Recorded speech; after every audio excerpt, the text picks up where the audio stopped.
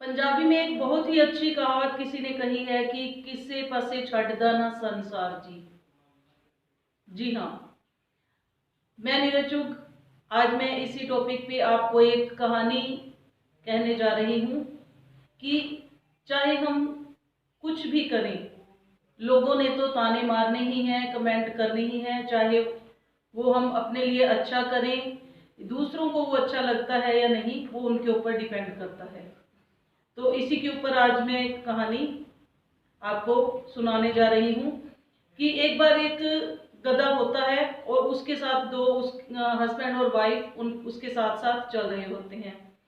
तो लोग उनको देखकर हंसते हैं, कहते हैं कि देखो कितने पागल हैं, कितने मूर्ख हैं कि गधा होने के बावजूद भी दोनों पैदल चल रहे हैं। तो थोड़ी सी आगे जाते हैं तो वो क्या करते हैं कि दोनों गधे के ऊपर बैठ जाते हैं, वो हस्बैंड और वाइफ दोनों। तो फिर कुछ देर आगे चलते हैं तो कुछ लोग और मिलते हैं उन्हें। वो कहते हैं कि देखो कैसे निर्दयी लोग हैं, इनको दया भी नहीं आती, दोनों गधे के ऊपर बैठे हैं। तो वो फिर सोचने लगते हैं।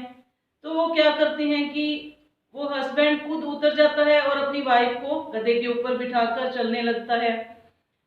कुछ देर आगे चलते हैं तो फिर कुछ लोग मिलते हैं। वो कहते हैं कि देखो कैसा जोरू का गुलाम है कि खुद तो पैदल चल रहा है और अपनी वाइफ को इसने गधे के ऊपर बिठाया हुआ है। तो वो फिर सोचने लगते हैं। फिर वो ऐसा करता है कि अपनी वाइफ को नीचे उतार देता है और खुद गधे के ऊपर बैठकर चलने लगता है। फिर कुछ लोग मिलते हैं, वो कहते हैं कि देखो कैसा है इंसान यह कि पत्नी तो पैदल चल रही है और खुद गधे के ऊपर बैठा है। तो वो दोनों ही फाइनली क्या करते हैं कि गधे को अपने कंधों के ऊपर लेकर चलने लगते हैं।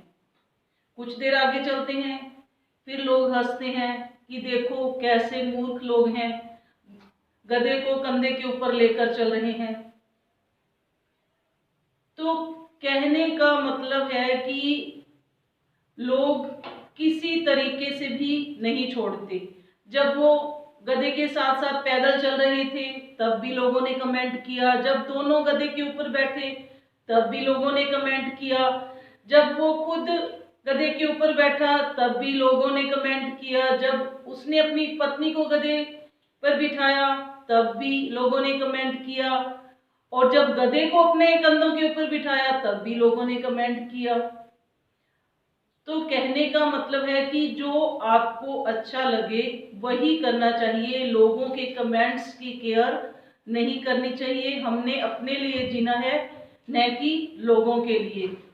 तो जुड़े रहें हमारे साथ, इसी तरह से हम आपके लिए नई नई कहानियां लेकर आते रहेंगे। नमस्कार।